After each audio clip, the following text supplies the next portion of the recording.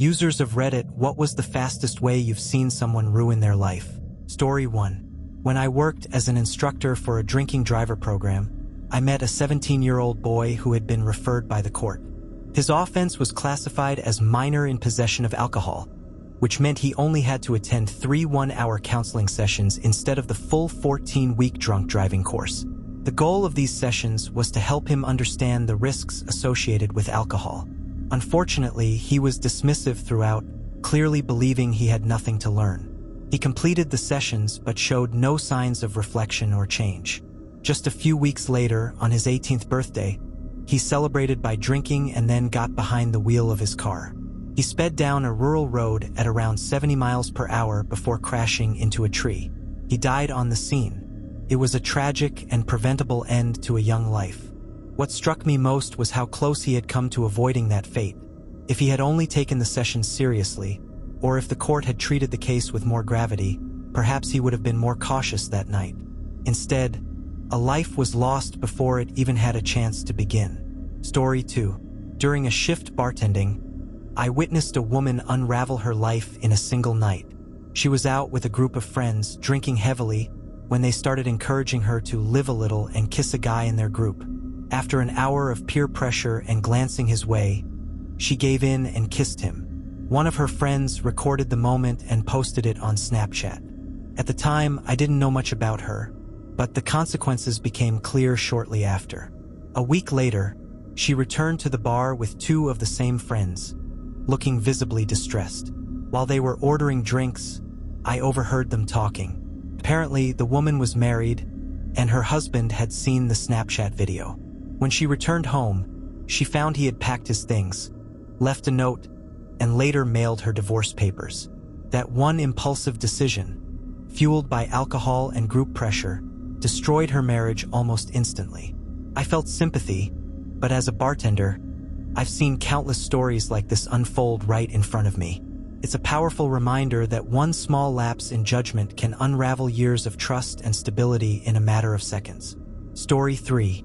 A 16-year-old boy made a decision that would cost him the rest of his life. He murdered my friend's father in what appeared to be a robbery attempt. Although he tried to conceal his identity, he failed to cover the tattoos on his arms, which ultimately led to his arrest. The case was severe enough that he was tried as an adult. Last I heard, he received a sentence of around 40 to 50 years. The sheer gravity of a teenager committing such a brutal act is hard to process. He was just a kid, but he made an irreversible choice to take a life for money. Some speculate he was involved in a gang, but that detail was never confirmed. What haunts me most is imagining what it's like to spend your entire youth and most of your adulthood behind bars. While I don't feel sorry for him, he committed a heinous crime. I often think about how quickly everything can spiral. At 16, most of us are still figuring life out. For him, that process ended the moment he pulled the trigger. One violent act, and now he'll live his remaining years in a cell, reflecting on a life he threw away. Story 4. There was a man I knew who had bipolar disorder and made the common but dangerous mistake of stopping his medication because he felt good. At first, things seemed manageable, but the stability quickly crumbled. He began making erratic decisions that cost him dearly. His marriage fell apart, his dream job was lost, and he burned bridges with family and friends. Despite his ex-wife's patience, eventually she divorced him and maintained limited contact only to allow him access to their son. Even that relationship is now strained, as he continues to push people away during manic episodes. As someone with bipolar disorder myself, I understand how tempting it is to stop taking medication when you feel fine. It's a deceptive feeling like you're cured, but that illusion quickly gives way to chaos. I've had my own disastrous experiences when I stopped taking my meds, including hospitalization for severe episodes. That's why I take them consistently now. Watching someone else go down the same road is heartbreaking.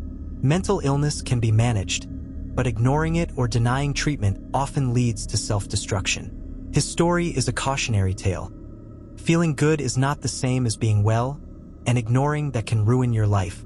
Story 5. In high school, our 9th grade English teacher was a beloved figure. He was charismatic, supportive, and one of the few black male educators at our school. Students looked up to him, and he also coached the girls' basketball team. But behind that trusted image was a secret that would shatter the community. It came out that he was having a sexual relationship with one of the players, and also an affair with her mother. The situation became even more devastating when the student became pregnant. The mother, discovering the dual betrayal, began blackmailing him and threatened to report him to the Board of Education. Just days before the new school year began, he died by suicide. His body was found in his car with a self-inflicted gunshot wound. The news broke across the local media, and students and faculty alike were stunned. We learned about the scandal only after his death, and it cast a long, somber shadow over the school. While his actions were indefensible, especially involving an underage student, it was jarring to see someone we admired unravel so completely. It's a tragic reminder that people are often not who they appear to be, and one grave mistake can destroy everything. Story 6. A friend of mine, usually calm and non-confrontational, made a horrific decision one night that changed everything. He was 20, a bit spoiled but generally a pleasant guy. At a party, he drank excessively. His younger sister, concerned, tried to stop him from drinking more or from driving. In his drunken rage, he punched her in the face, breaking her nose. This shocked everyone. He had never shown any signs of violence before. Someone took his sister to the hospital, while others kept him from driving off. He ended up stumbling down the sidewalk, crying. That same night, his parents called the police. He spent the night in jail and was kicked out the next morning. They cut off his financial support, stopped paying for his car and tuition, and told him he was on his own. Within a week, he was broke and couch surfing. Things got worse. He got into a fight with someone he was staying with and ended up on the street. The last I heard, he had been arrested for smashing the windows of a tow truck repossessing his car.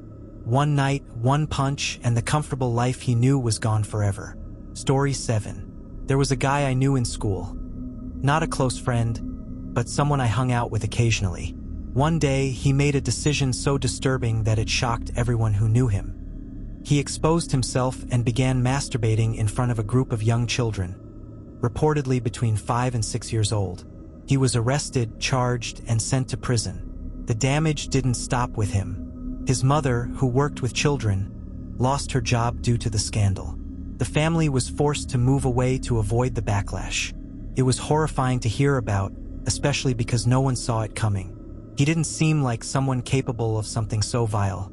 The ripple effects of his actions were felt far beyond himself. His mother, likely unaware of his behavior, was punished socially and professionally. The shame and stigma followed them, and they were essentially driven out of the community.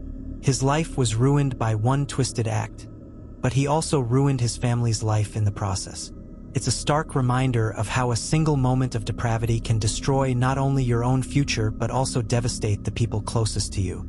Story 8. There was a guy I used to work with who was caught with a large amount of child pornography on his computer. It was shocking, but unfortunately not the only tragedy I witnessed. I also knew a couple who lived just a few doors down. They had a history of heroin addiction but had been clean for a while. We sometimes did drugs together, mostly coke, weed, or LSD, but they swore off heroin. Things changed when they relapsed. The woman in the couple injected heroin into her 15-year-old sister, which led to the girl's death. It was a heartbreaking and horrifying outcome. Both were arrested, convicted, and sent to prison. Their child was removed from their custody and placed into the foster system. I used to know that girl well. She often hung out at my place with my girlfriend. She was sweet and full of life. It's one thing to hear about such tragedies in the news, but it hits differently when you know the people involved. I've seen a lot of pain and destruction, but this one haunts me. Addiction is merciless. It doesn't just ruin the addict's life. It destroys everything and everyone around them. Story 9. A friend told me about a man who seemed to have it all. He had a high-profile job at a bank, a beautiful family, and a comfortable life. He was the embodiment of the so-called American dream. One weekend, he went to a work conference in Las Vegas. According to the story, he had never gambled before, but something about that environment pulled him in. Over just a few days, he lost everything: his life savings, his retirement, and his sense of control. When he returned home, the fallout was immediate. His wife filed for divorce, gained full custody of their children, and kicked him out of the house. His employer, citing his reckless behavior as a liability, terminated him. He lost his career, his family, and his future in a single weekend. 2 years later, unable to rebuild what he had lost, he died by suicide. It's chilling how quickly things can collapse. One poor decision, one addiction-fueled weekend, and a man who had everything found himself with nothing. It's a sobering example of how fast life can unravel when you let impulse override reason, and how the consequences of one weekend can echo for a lifetime. Story 10. In the 1990s, a well-respected doctor from my hometown wanted to impress his friends with a silly challenge. They were hanging out when he attempted the Timbit challenge, stuffing as many mini donut holes into his mouth as possible. It was meant to be lighthearted fun. However, he choked and couldn't be saved in time. He died right there, surrounded by friends who had no idea the evening would end in tragedy. This wasn't the first time I had heard of such a thing. Back in school, a kid from my district also died during the Chubby Bunny Challenge, where you stuff marshmallows into your mouth and try to say the phrase. That death shook the local community. Years later, when the challenge resurfaced on YouTube, it horrified many of us who remembered how dangerous it was. These stories might sound absurd or even humorous from a distance, but the human cost is very real. The doctor was highly regarded, and his loss was deeply felt. These dangerous stunts, often dismissed as harmless fun, can end in irreversible tragedy. It's a chilling reminder that even small, seemingly innocent dares can carry deadly consequences. Story 11. A man I knew was a successful architect with a stable career and a comfortable life. When his office implemented random drug tests, he made a drastic decision. He quit smoking weed and switched to crack cocaine. His reasoning was that crack would leave his system faster than cannabis. That one change set off a rapid downward spiral. He quickly became addicted, lost his job, and began selling off his belongings to support his growing habit. In less than a year, he burned through $80,000 in savings, sold his house, and eventually developed a heroin addiction. His appearance deteriorated rapidly. Once well-groomed and healthy, he now looked decades older, missing teeth, sunken cheeks, and erratic behavior. Friends and family tried to intervene, but the addiction had taken over. He was no longer the man they once knew. Eventually, he died from an overdose, alone and destitute. His story is a stark reminder of how quickly substance abuse can obliterate a person's life. He went from a respected professional to a cautionary tale in under 2 years. All of it began with one misguided choice, made in the name of keeping a job, that ultimately cost him everything, including his life. Story 12. I once knew a man who had just joined the local police force. He was young, proud of his new role, and seemed excited about the future. Then, within a week, the tragic nightclub shooting in Florida occurred. In a moment of horrifying judgment, he commented on a news article praising the shooter and saying he wouldn't have responded if he had been called to the scene. His hateful words sparked a firestorm. The comment led to an online argument where he doubled down, spewing slurs and even making threats. Some of those threats were credible enough to involve law enforcement. As the situation escalated, he lost his job almost immediately. The police department couldn't afford to keep someone with such extreme views and behavior on the force. Legal charges followed, and his reputation was irreparably damaged. What makes this story so unsettling is how quickly it all fell apart. Days, not weeks or months. One series of hateful comments and threats destroyed a career he had just begun. It's a chilling example of how public platforms, poor judgment, and unchecked bigotry can combine to ruin a life in record time. He threw away everything with a few keystrokes. Story 13. A young doctor from Latin America had a dream: to practice medicine in the United States. He worked hard, saved money for years, took out loans, and asked his parents for financial help, all to fund his journey to become a licensed physician in the U.S. He paid for expensive exams, prep courses, living expenses, and even clinical experience programs, which in some cases charged him to work. Applying for U.S. medical residency programs alone cost him thousands of dollars. After 4 years of effort and sacrifice, not a single residency program accepted him. As a foreign national without a U.S. medical license, he wasn't allowed to work.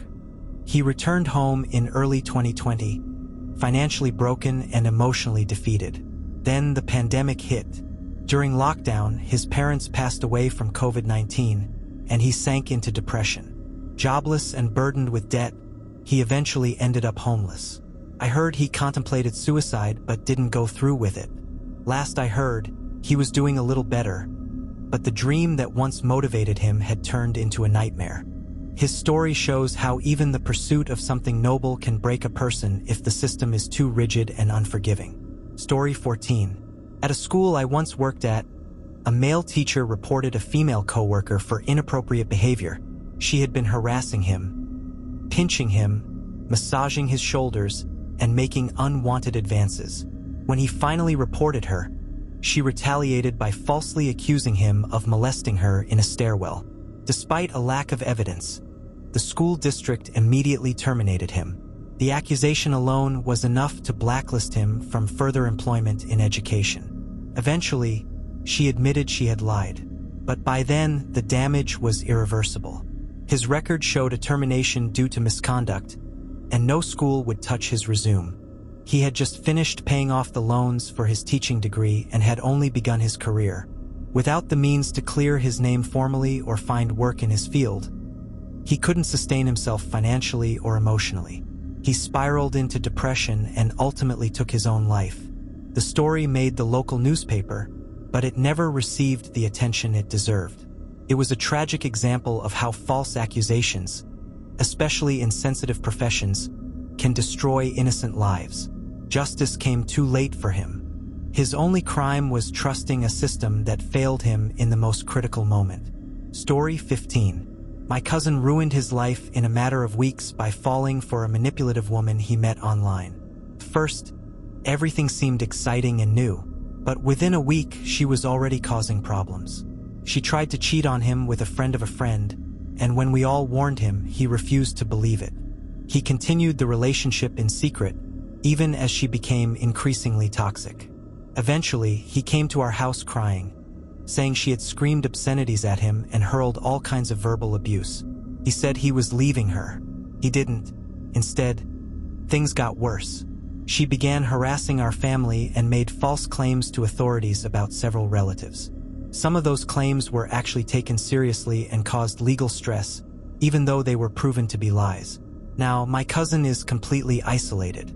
His relationship with our family is ruined, and he has no financial support. Recently, we found out that his girlfriend has a mob boss with a vendetta against her. We're genuinely afraid he'll end up dead because of her. All this for a woman he barely knew before deciding she was worth giving up everything for. It's heartbreaking.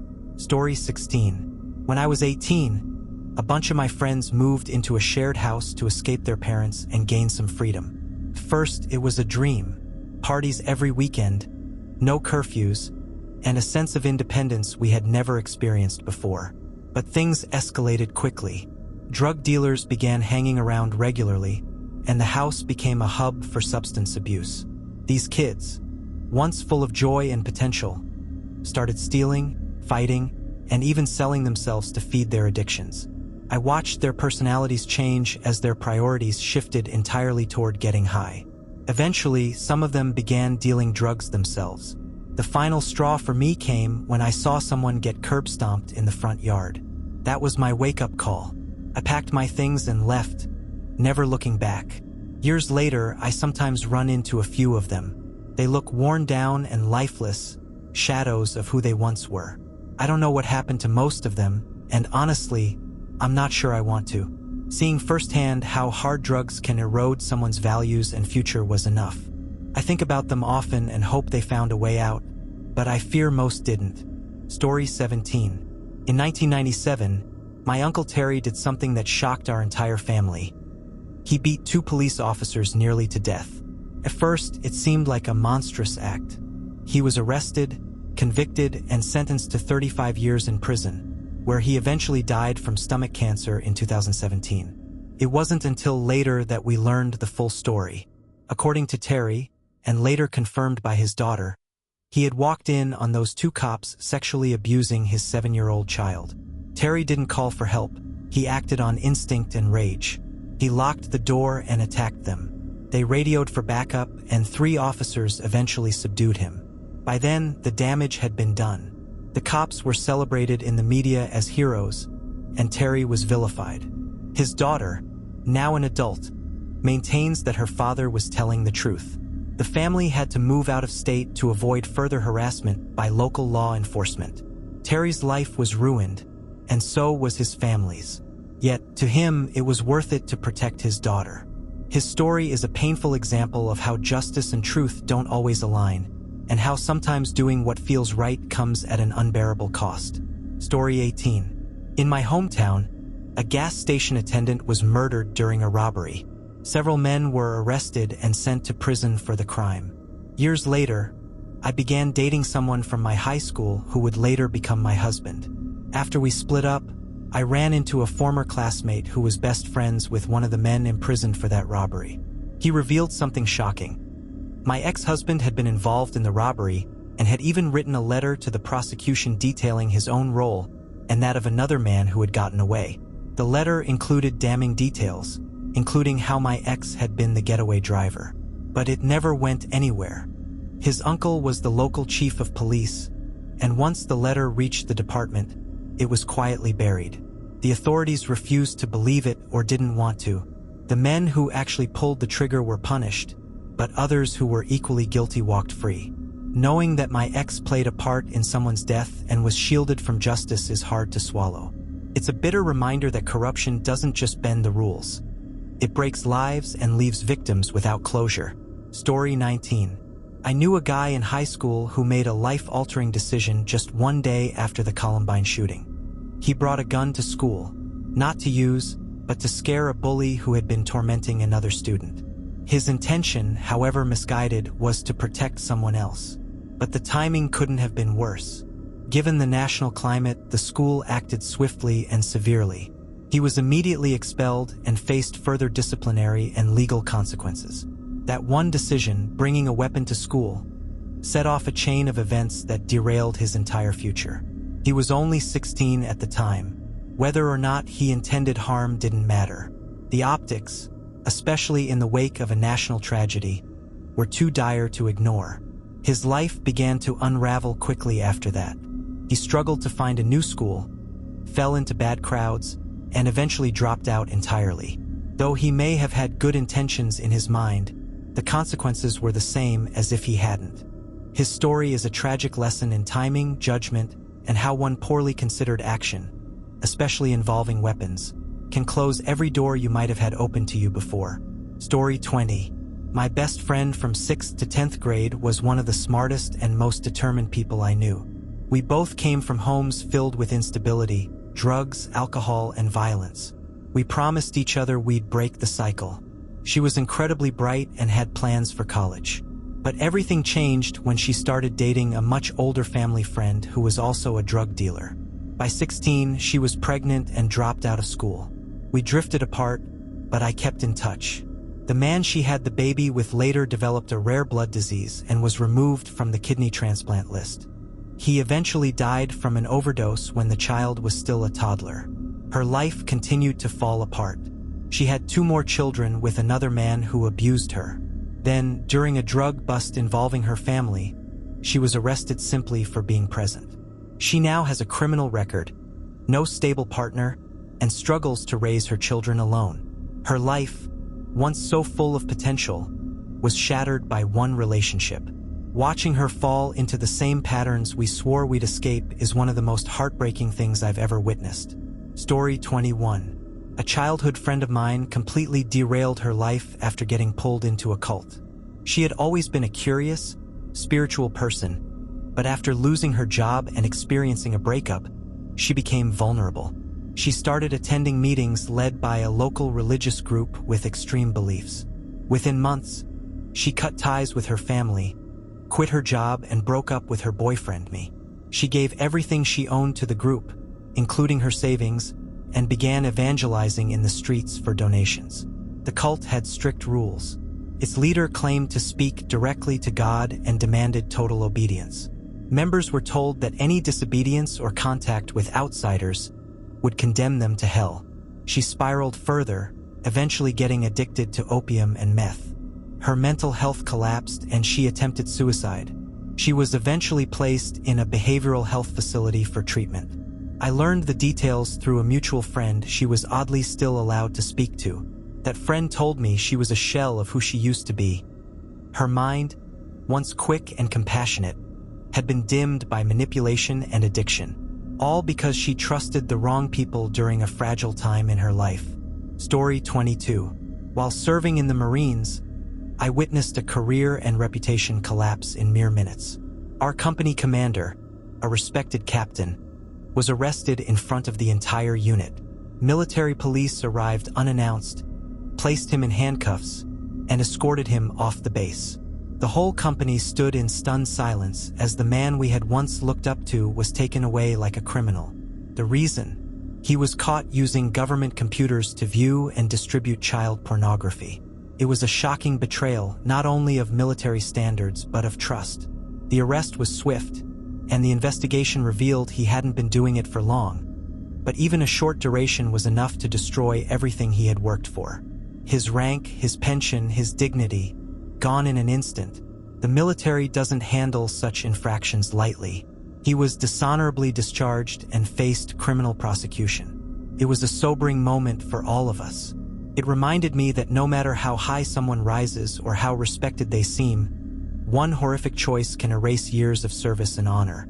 The speed and finality of his downfall left a lasting impression on everyone who witnessed it. Story 21. A childhood friend of mine completely derailed her life after getting pulled into a cult. She had always been a curious, spiritual person, but after losing her job and experiencing a breakup, she became vulnerable. She started attending meetings led by a local religious group with extreme beliefs. Within months, she cut ties with her family, quit her job, and broke up with her boyfriend, me. She gave everything she owned to the group, including her savings, and began evangelizing in the streets for donations. The cult had strict rules. Its leader claimed to speak directly to God and demanded total obedience. Members were told that any disobedience or contact with outsiders would condemn them to hell. She spiraled further, eventually getting addicted to opium and meth. Her mental health collapsed and she attempted suicide. She was eventually placed in a behavioral health facility for treatment. I learned the details through a mutual friend she was oddly still allowed to speak to. That friend told me she was a shell of who she used to be. Her mind, once quick and compassionate, had been dimmed by manipulation and addiction, all because she trusted the wrong people during a fragile time in her life. Story 22. While serving in the Marines, I witnessed a career and reputation collapse in mere minutes. Our company commander, a respected captain, was arrested in front of the entire unit. Military police arrived unannounced, placed him in handcuffs, and escorted him off the base. The whole company stood in stunned silence as the man we had once looked up to was taken away like a criminal. The reason? He was caught using government computers to view and distribute child pornography. It was a shocking betrayal not only of military standards but of trust. The arrest was swift, and the investigation revealed he hadn't been doing it for long. But even a short duration was enough to destroy everything he had worked for. His rank, his pension, his dignity, gone in an instant. The military doesn't handle such infractions lightly. He was dishonorably discharged and faced criminal prosecution. It was a sobering moment for all of us. It reminded me that no matter how high someone rises or how respected they seem, one horrific choice can erase years of service and honor. The speed and finality of his downfall left a lasting impression on everyone who witnessed it. Story 23. There was a woman I worked with in pharmaceutical manufacturing, a job that requires absolute precision and sobriety. One morning, around 6 a.m., she came in visibly off. She casually mentioned to a colleague that she was still drunk from the night before. That one careless comment spread quickly. The lead technician in her area heard about it and immediately called security. She was breathalyzed and tested well above the legal limit. Given the nature of our work, producing medications where even minor contamination could be dangerous, she was immediately escorted out of the building. Management offered her a chance to enter rehab instead of being fired. She agreed but never followed through. Over the next few weeks, she was spotted at multiple bars by coworkers. Word spread, and the company officially terminated her. What struck me was how fast it all happened. One offhand remark, one poor decision to come to work intoxicated, and her career in a specialized, high-responsibility industry was gone. She had been good at her job and well-liked, but that didn't save her. It was a sobering lesson for all of us. In certain fields, there's just no room for error or poor judgment. Story 31. My neighbor was in his early 30s and seemed to have everything going for him. He was a master welder, recently engaged, had just opened his own workshop, and purchased a new home. He worked hard and was respected in our community. One Friday afternoon, he left for a weekend trip to his cabin on his motorcycle. On the highway, he hit a patch of loose gravel, lost control, and was struck by a passing car. Though he wore a helmet, the impact left him with a severe traumatic brain injury. He survived, but the man who returned from the hospital was not the same. He lost his ability to weld, forgetting skills he had mastered over years. His personality changed drastically. He became confused, withdrawn, and sometimes aggressive. His fiancée left him, unable to cope with his new condition. He lost the shop, the house, and eventually moved back in with his parents. It was heartbreaking to watch someone so driven and full of life lose everything in a single moment. One accident changed his entire future. His story reminded us that life doesn't always break slowly. Sometimes, it shatters in an instant, leaving no way to put the pieces back together. Story 32. A friend from high school was one of the brightest people I knew. She was raised in a strict Catholic household and struggled silently with mental health issues for years. In college, something shifted. She became obsessed with the idea of having a baby. She began sleeping with multiple men, trying desperately to get pregnant. Eventually, she succeeded. Fortunately, the father turned out to be a decent man, and they got married. But the pregnancy took a toll on her health. She developed chronic back pain and has lived with severe, disabling pain ever since. Despite this, she refused to use birth control due to her religious beliefs. She now has 2 children, and her marriage has deteriorated. Her husband is unemployed, spends his days playing video games, and is so unreliable she doesn't feel safe leaving the kids alone with him. She wants to leave, but being a single mother with a toddler and an infant feels impossible. Divorce is financially out of reach. While she loves her kids and works hard to support them, she is stuck in a life built on desperation and unresolved trauma. Her story haunts me because she deserved so much more than what she got. Story 33. My younger brother was always a little overweight, but he was active and generally healthy. That changed when he got a job at a fast food restaurant at age 16. At first, it seemed harmless. He'd grab free meals after his shift. But it quickly escalated into an addiction. He started spending all his money on fast food, even when he wasn't working. He began skipping meals at home, missing school, and even calling into work just to hang out at his favorite fast food places. Within months, he had gained a significant amount of weight. His energy vanished. He stopped seeing friends, became isolated and depressed, and developed dangerously high blood pressure. Doctors warned he was at risk for diabetes. Watching his decline was heartbreaking. The happy, outgoing boy I grew up with had become a shell of himself, all because of a food addiction that spiraled out of control. Eventually, he sought professional help. It took years of therapy, dietary changes, and support to get him back on track. He's doing better now, but that period nearly destroyed him. His story taught me that addiction doesn't always look like drugs or alcohol. Sometimes it's a cheeseburger and fries every single day. Story 34. I had everything at 24. A newly built home, a great job, a beautiful fiancée, and a life full of promise. We even took luxurious vacations and drove new cars. But then we decided to try polyamory. It started with mutual curiosity, but quickly became something more damaging. My fiancé's experiment turned into something deeper, and she left me. That loss shattered me. At the same time, I had begun drinking more heavily. What started as casual became daily, then hourly. My liver began to fail. I was forced to move back in with my mother, who suffers from dementia. I now act as her caregiver while quietly destroying myself. My life has shrunk to a small cycle of care, regret, and alcohol. 10 years passed in a blur. I ruined what could have been a wonderful life. I regret it deeply, but still feel trapped. Tonight, as my mother was being taken to the emergency room, I stopped by the liquor store. That's where I am now, completely lost, unsure of how to heal or even if I deserve to. I don't know how to cope. I only know that I miss the man I used to be. Story 35. My ex was exceptional. Straight A's in high school, a college athlete, and someone who could make friends with anyone. She earned a full-ride scholarship to Texas A&M to study nursing and had a bright future. But her father, an ex-army man clinging to his glory days, had other plans. He constantly pushed her to join the military, insisting it would offer better training and more opportunity. He guilt her with lines like, "The day you were born, I dreamed of saluting you as a fellow soldier." Despite being 2 years into her degree and thriving in athletics, she gave in. She dropped out and joined the Navy. Almost immediately, her mental health declined. The confidence and spark that once defined her faded into anxiety and depression.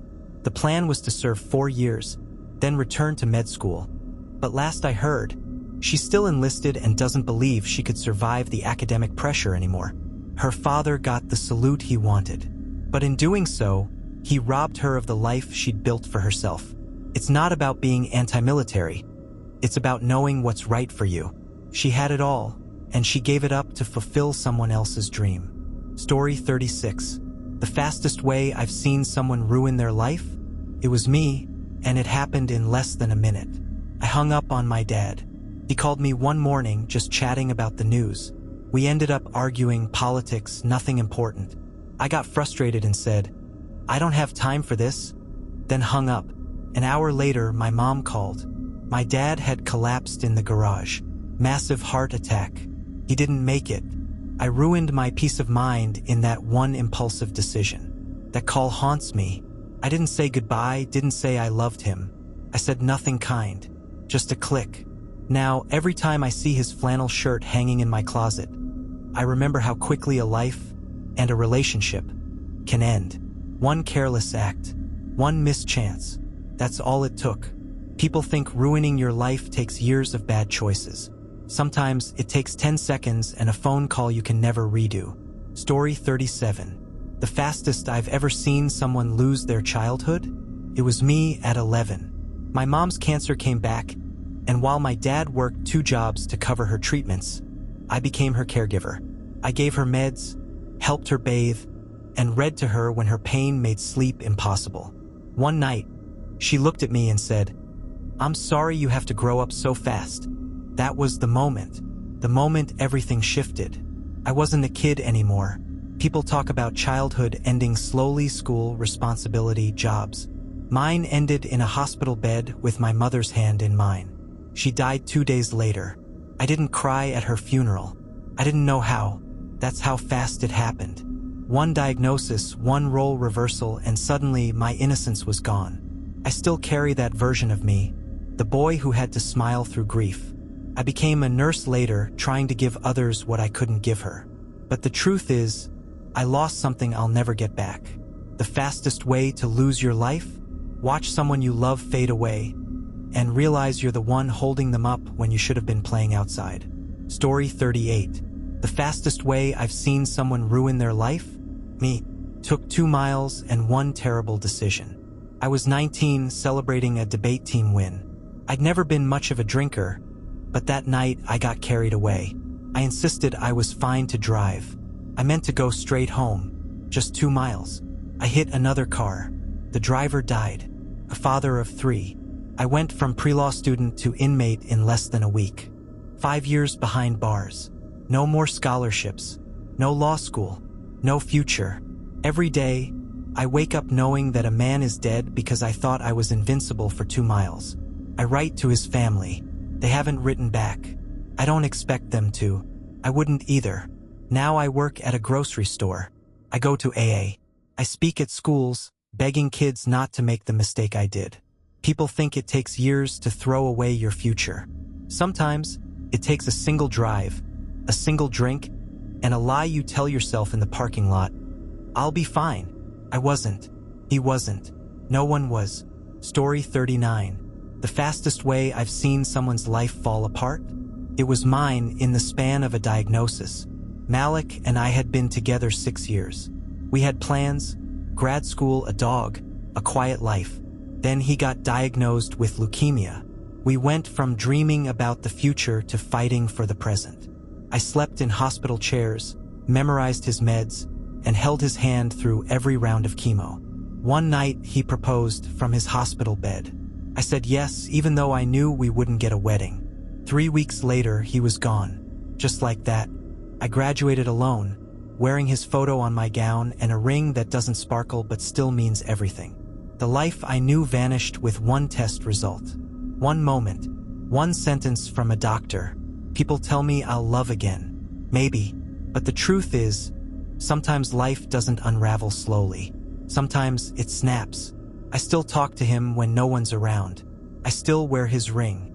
That love didn't disappear. Just everything around it did. Story 40. The fastest way I've seen someone lose everything? It was me, and it happened the moment my mom forgot my name. She was diagnosed with early onset Alzheimer's. I left grad school to take care of her. At 24, I became her nurse, her memory, her son, when she remembered. It started small. Forgetting the stove, repeating questions. Then one day, she looked at me and asked, "Do you live next door?" That moment broke something in me. I smiled, nodded, and said, "Yes, I'm your neighbor." But inside, I shattered. I spent years feeding her, changing her, reading her bedtime stories. Friends drifted away. Dating was impossible. My life froze while hers unraveled. When she died, I didn't cry. I just stood in the doorway of her empty room, unsure who I was now that I wasn't her caregiver. People think caregiving is noble, and it is, but it also steals you without warning. One forgotten name, one sentence.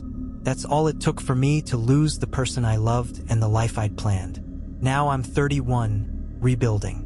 But I'll always carry the version of me that lived in that house, whispering, "It's me, Mom. I'm right here."